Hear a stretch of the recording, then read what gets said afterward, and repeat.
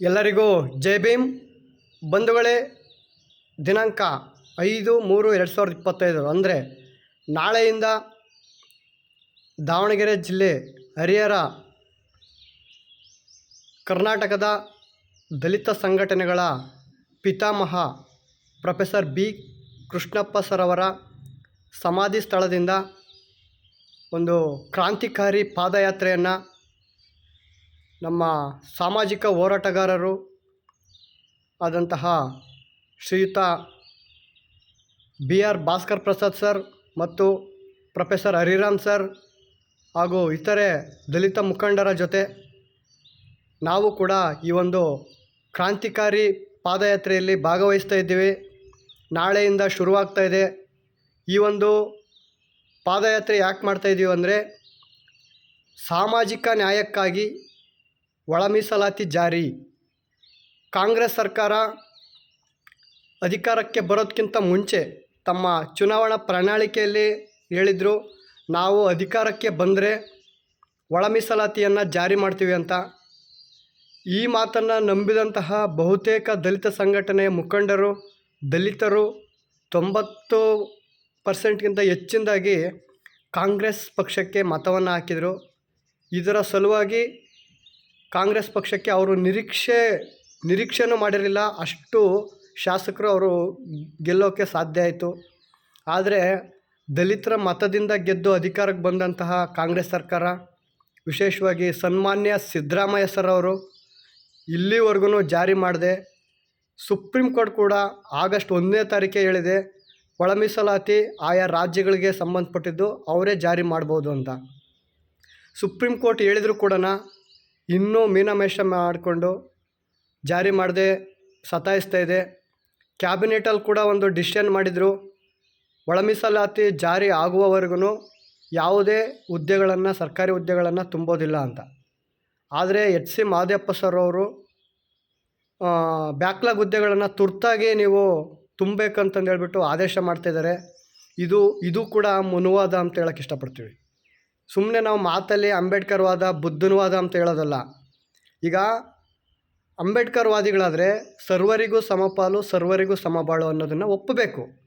ಇವರು ಕೂಡ ಒಂದು ಪರಿಶಿಷ್ಟ ಜಾತಿಯ 101 ಸಮುದಾಯಗಳ ಪಟ್ಟಿಯಲ್ಲಿ ಇವರು ಕೂಡ ಒಂದು ಸಮುದಾಯ, HC ಮಹದೇವಪ್ಪ ಸರ್.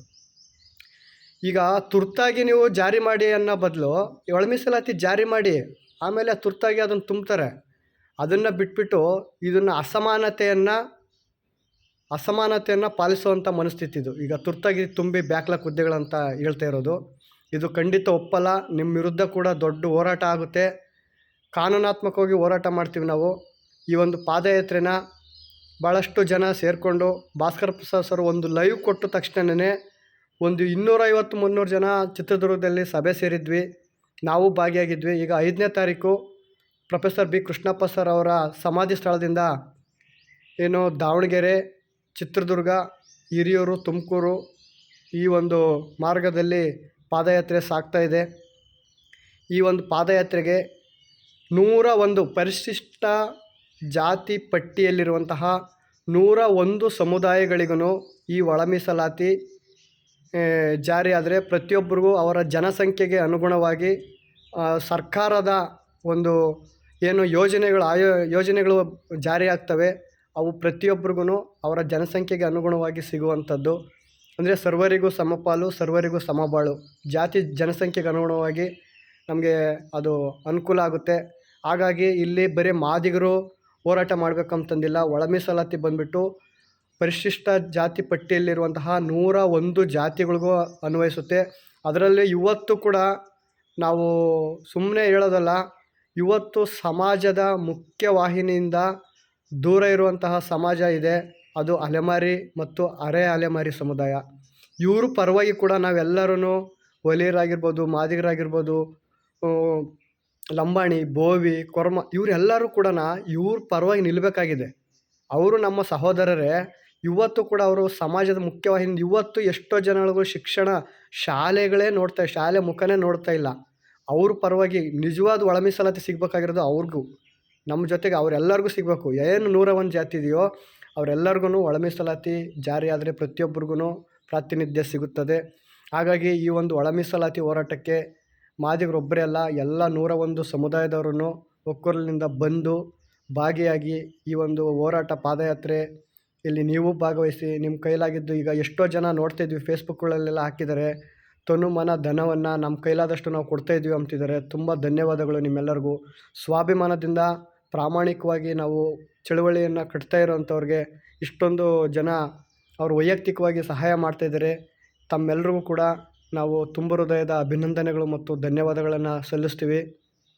ಈ ಒಂದು ಪಾದಯಾತ್ರೆಗೆ ಎಲ್ಲೆಲ್ಲಿ ಹರಿಹರದಿಂದ ಪ್ರಾರಂಭವಾಗಿದ್ದು ಅವು ಇವನ್ನ ನಾವು ರೂಟ್ ಮ್ಯಾಪ್ ಸಮೇತ ನಿಮಗೆ ಪ್ರತಿ ಕ್ಷಣದ ಒಂದು ಗಂಟೆಗೊಂದು ಸಲ ಪ್ರತಿದಿನದ ಅಪ್ಡೇಟ್ಗಳನ್ನು ನಾನು ಕೂಡ ಈ ಒಂದು ಪಾದಯಾತ್ರೆಯಲ್ಲಿ ಕಂಪ್ಲೀಟು ಎಂಡ್ ಆಗೋವರೆಗೂ ಪ್ರಾರಂಭದಿಂದ ನಾನು ಜೊತೆಗಿರ್ತೀನಿ. ಮಾಹಿತಿಗಳನ್ನ ನಾನು ಶೇರ್ ಮಾಡ್ತೀನಿ. ಯಾವುದಾದ್ರೂ ಮಾಧ್ಯಮದವ್ರು ಕೂಡ ನಮಗೆ ಮಾಹಿತಿ ಕಳಿಸಿ, ವಿಡಿಯೋ ಕಳಿಸಿ ಅಂದರೆ ದಯವಿಟ್ಟು ನನ್ನ ನಂಬರ್ಗೆ ಫೋನ್ ಮಾಡಿ. ನಾನು ನಿಮಗೆ ಅಲ್ಲಿನ ಅಪ್ಡೇಟ್ಸ್ ಏನೇನು ಆಗ್ತಾ ಇರುತ್ತೆ ಅಂತ ನಮ್ಮ ಸಾಮಾಜಿಕ ಜಾಲತಾಣಗಳಲ್ಲೂ ಹಂಚ್ಕೊಳ್ತೀನಿ. ನಿಮಗೂ ಬೇಕಂದರೆ ಕಳಿಸ್ಕೊಡ್ತೀನಿ. ನನ್ನ ನಂಬರ್ 9964104930. ಈ ನಂಬರ್ಗೆ ಫೋನ್ ಮಾಡಿ. ಯಾವುದಾದ್ರೂ ಮಾಧ್ಯಮದವರು ನಮಗೆ ಅದೊಂದು ಅಪ್ಡೇಟ್ ಕೊಡಿ, ನಾವು ದೂರ ಇದ್ದೀವಿ, ಸುದ್ದಿ ಮಾಡ್ತೀವಿ ಅಂತ ಹೇಳಿದ್ರೆ ಖಂಡಿತ ಈ ನಂಬರ್ಗೆ ಫೋನ್ ಮಾಡಿ. ನನ್ನ ಹೆಸರು ಎಚ್ ಕೆಂಚರಾಯ, ಭಾರತೀಯ ಪರಿವರ್ತನಾ ಸಂಘ ತುಮಕೂರು ಜಿಲ್ಲಾಧ್ಯಕ್ಷ. ನಮ್ಮದು ಚಿಕ್ಕತಿಮ್ಮನಟ್ಟಿ ಗ್ರಾಮ. ನಾವು ಕೂಡ ಈ ಒಂದು ಪಾದಯಾತ್ರೆಯಲ್ಲಿ ಕಂಪ್ಲೀಟಾಗಿ ಸಾಮಾಜಿಕ ನ್ಯಾಯಕ್ಕಾಗಿ ನಾವು ಕೂಡ ನಮ್ಮ ತನು ಮನ ಧನವನ್ನು, ಯಾವುದೇ ಬಿಸಿಲು, ಇವಾಗ ಬಿಸಿಲು ಹೆಚ್ಚಾಗಿದೆ, ಈ ಬಿಸಿಲೂ ನಮಗೆ ಲೆಕ್ಕ ಇಲ್ಲ. ಸಮುದಾಯಕ್ಕೆ, ಸಮಾಜಕ್ಕೆ ನ್ಯಾಯ ಸಿಗಬೇಕಾಗಿದೆ. ಈ ಒಂದು ನ್ಯಾಯಕ್ಕಾಗಿ ಹೋರಾಟ ಮಾಡ್ತೀವಿ. ನಾವು ಬೀದಿನಲ್ಲಿ ಬರ್ತಾಯಿದ್ದೀವಿ, ಹೋರಾಟ ಮಾಡಿ ಇವ್ರು ಬೀದಿನಲ್ಲಿ ಇದ್ದಾರೆ ಅಂತ ಕೆಲವ್ರಿಗೆ ಅನ್ನಿಸ್ಬೋದು. ಯಾಕಂದರೆ ಇದನ್ನು ಏನೇ ಮಾಡಿದ್ರೂ ಸರ್ಕಾರಗಳಿಗೆ ಬೀದಿನಲ್ಲಿ ಪಾದಯಾತ್ರೆ ಮಾಡ್ತಾರಂದರೆ ನಮ್ಮನ್ನು ಆಳ್ತಿರುವ ಸರ್ಕಾರಗಳಿಗೆ ನಾಚಿಕೆ ಆಗಬೇಕಾಗಿದೆ. ಯಾಕಂದರೆ ಇವರು ಓಟ್ ತಗೊಂಡು ಅಧಿಕಾರಕ್ಕೆ ಬಂದು ಜಾರಿ ಮಾಡ್ತೀವಂತ, ಒಳ ಮೀಸಲಾತಿ ಜಾರಿ ಮಾಡ್ತೀವಂತ ಒಪ್ಕೊಂಡು ಈಗ ಇನ್ನೂ ಜಾರಿ ಮಾಡದೇ ಇರೋದ್ರಿಂದ ವಿರೋಧ ಪಕ್ಷಗಳು ಈಗ ಸ್ಟ್ರಾಂಗಾಗಿ ನಿಂತಿದ್ದಾವೆ.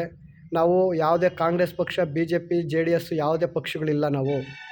ನಾವು ಸಂಘಟನೆ ವತಿಯಿಂದ ಸಾಮಾಜಿಕ ನ್ಯಾಯಕ್ಕೋಸ್ಕರ ಹೋರಾಟ ಮಾಡ್ತಿದ್ವಿ.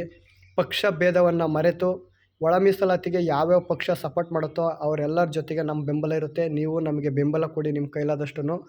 ಈ ಒಂದು ಸಾಮಾಜಿಕ ನ್ಯಾಯಕ್ಕಾಗಿ ಹೋರಾಟ ಮಾಡೋಣ. ಎಲ್ಲರಲ್ಲೂ ಮತ್ತೊಮ್ಮೆ ವಿನಮ್ರವಾಗಿ ಮನವಿ ಮಾಡ್ಕೊಳ್ತೀವಿ.